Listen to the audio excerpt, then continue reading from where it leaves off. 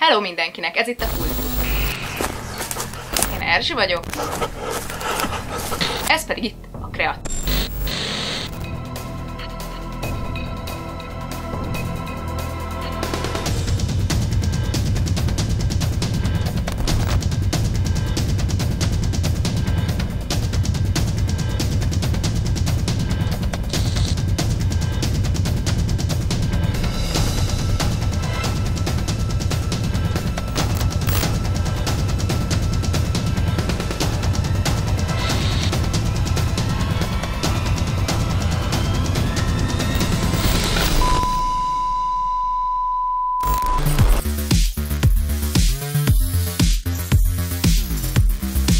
A mai videóban ismét egy kamerastabilizátort hoztunk nektek, ismét a Zhiyun márkától, amit ugye már teszteltünk korábban, és épp napokban érkezett is egy komment arra, hogy csak nekem creepy, hogy a Zhiyun Tech eredeti oldala végig kommentelte a komment szekciót angolul, és nem, ez valóban elég creepy volt, mivel nem álltunk velük semmilyen kapcsolatban, és még csak nem is tőlük rendeltük a terméket, hanem viszont eladótól, szóval borzasztó érdekes volt azt látni, hogy egy nagy márka a világ másik végén monitorozza a magyar videókat is, meg ugye a világ összes videóját, és a saját termékükről szóló videókat kommentelgetik. Konkrétan fordítóval lefordították angolra a magyar kommentjeiteket, és angolul válaszoltak rá. Ezt egy nagyon érdekes hozzáállásnak tartottuk egy nagy márkától. Fel is vettük velük a kapcsolatot, mivel ti is érdeklődtetek nagyon sokat az iránt, a kamerastabilizátor iránt, illetve az iránt, hogy egyes kamerákat, vagy másfajta kamerákat milyen hasonló eszközre lehetne felrakni. Úgyhogy nagyon jó fejek voltak, és küldtek nekünk egy nagy tesót a mi kis stabilizátorunknak, ez pedig a Crane M modellje, ami 125 és 650 g közötti kamerákat bír el. Talán a márka legsokoldalúbb modelljéről beszélünk, ugyan van, ami nagyobb súlyú kamerákat bír el, de abban viszont nem tartoznak már bele mondjuk a sportkamerák, telefonok, kis kompakt kamerák, camcorderek, vagy akár a mirrorless kamerák. Tulajdonképpen ez az a modelljük, amiről a legtöbb mindent lehet felrakni, úgyhogy ezt nagyon nagy izgalommal teszteltük mindenféle lehetséges kamerával, kölcsönkamerákkal, mindenkitől kértünk kamerát, és ugye ehhez forgattuk a kis filmet, az elején láttatok is. Ez azért nagyon izgalmas, mert mint láthatjátok, eléggé nehéz terep volt, tehát nem úton mentünk, hanem a kis, apró fakezdemények, a kidőlt fák, a tönkök, a sártócsák, minden között futottam vele, és még így is lestabilizálta, pedig össze-vissza ugráltam, hadonáztam, hogy ne csapódjanak az arcomba az ágak. Nagyon durva terep volt, tele van a lábam véraláfutással, és még így is működött a stabilizátor, ami elképesztő. Határozottan meggyőző eredmény az, amit ebben a kis filmben tudott nyújtani, és persze még tovább teszteltük Budapest utcáin is.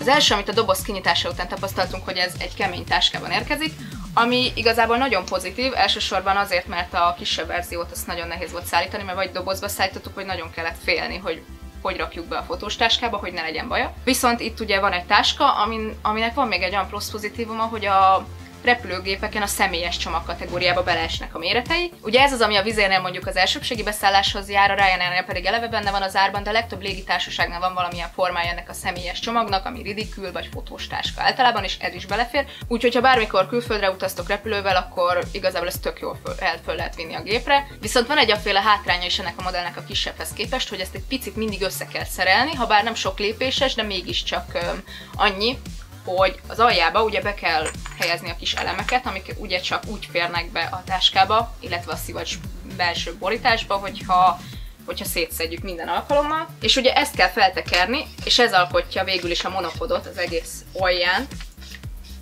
Egyszer csak meg lesz. Megvan.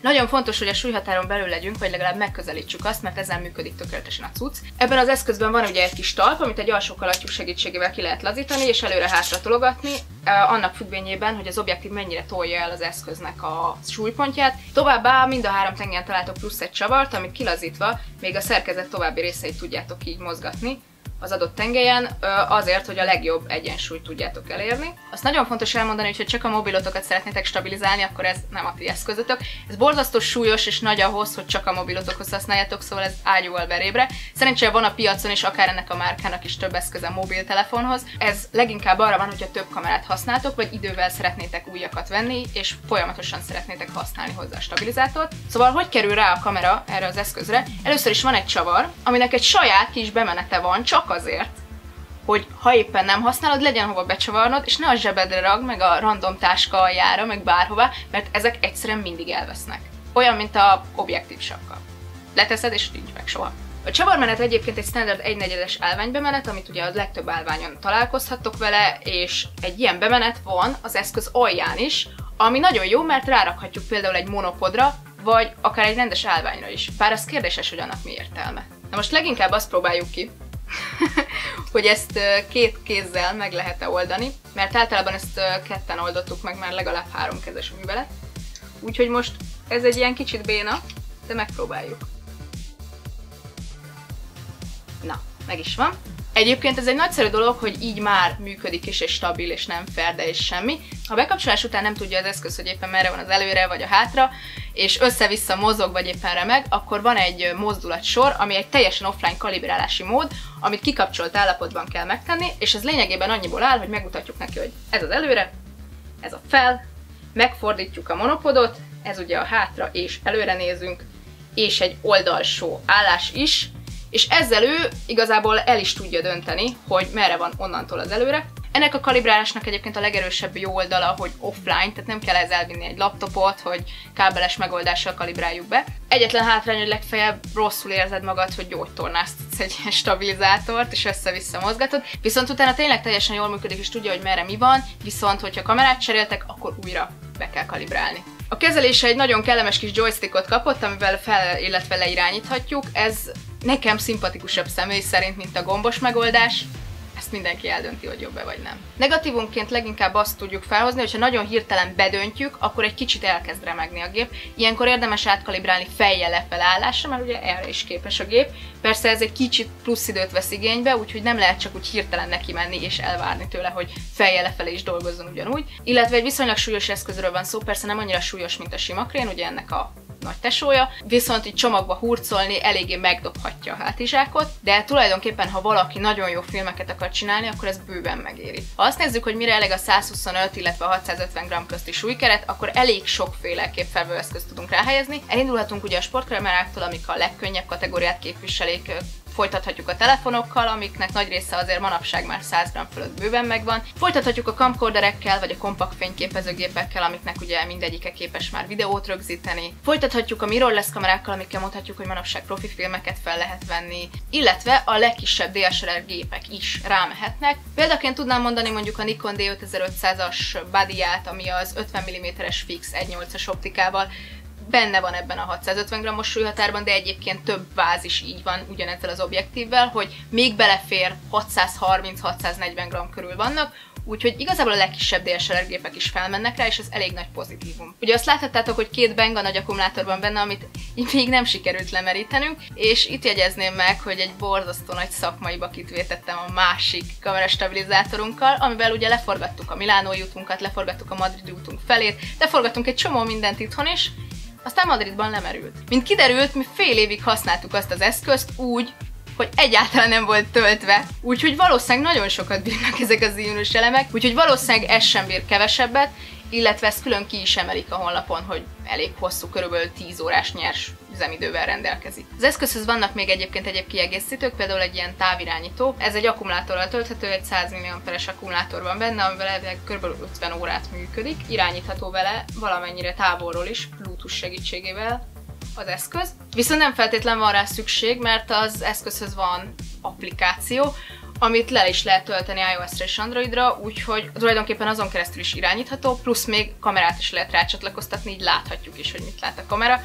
Úgyhogy tulajdonképpen ez egy kicsit kispadra küldi a távirányítót. További kiegészítő még ez a Dual kereszt-vas, ami a legrosszabb angol fordítás valaha. Ennek ugye az a lényege, hogy középre be tudjuk rakni a monopodot, amin ugye eleve van az eszköz, és így módon egy kétkezes stabilizátorrá válik, amit ki is próbálunk.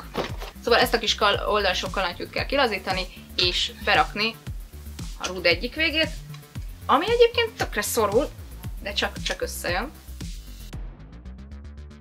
Ez szintén egyébként ideális kétemberes munkaként felfogni, de megpróbáljuk egyedül, hiszen egyedül is működnie kell, ugye? Mondanám, hogy ez igazából azért jó, mert az eddig egy kézre nehezedő terhet most már két kézzel fogjuk, de valójában bőven rak rá annyi plusz súlyt, hogy most már két kézen nyugszik ugyanannyi teher, úgyhogy nem annyira praktikus, mint amennyire menőn néz ki. Viszont egy kicsit pluszban még ez is stabilabbá teszi, hogy a lépésekből jövő apró kis hullámzást is kiküszöböli, azáltal, hogy két kézben fogjuk, és nem egy kéz rezgését kell befognia, hanem tulajdonképpen kettőről érkezik, és egy sokkal simább mozgást tudunk vele elérni, persze egy kis gyakorlással, tehát ez már ugye egy profi eszköz, itt kell egy kicsit gyakorolni vele. Egyébként plusz info, hogy a Panasonic kamerákhoz van hozzá egy kis csatlakozó kábel, és itt erre a tengelyre, a hátoldalon hozzá lehet csatlakoztatni egy kábel segítségével a Panasonic kamerákat, úgyhogy valószínűleg elsődlegesen ez Panasonic kamerákhoz lett tervezve, de igazából most is egy Nikon van rajta, és még mi minden volt. Ezzel együtt pedig két kábel bemenet van magán a teljes eszközön, a másik egy kis micro USB bemenet, ami firmware frissítéshez való, ezt ugye gépen keresztül vagy laptopon keresztül tudjátok megoldani, és folyamatosan jönnek ki támogatások ezekhez az eszközökhöz, hiszen ez egy tavaly kiadott modell, úgyhogy elég friss. Remélem tetszett ez a videó, ha tetszett, akkor nyomjatok egy lájkot, illetve kövessetek minket a Facebook, illetve Instagram oldalunkon. Addig is találkozunk!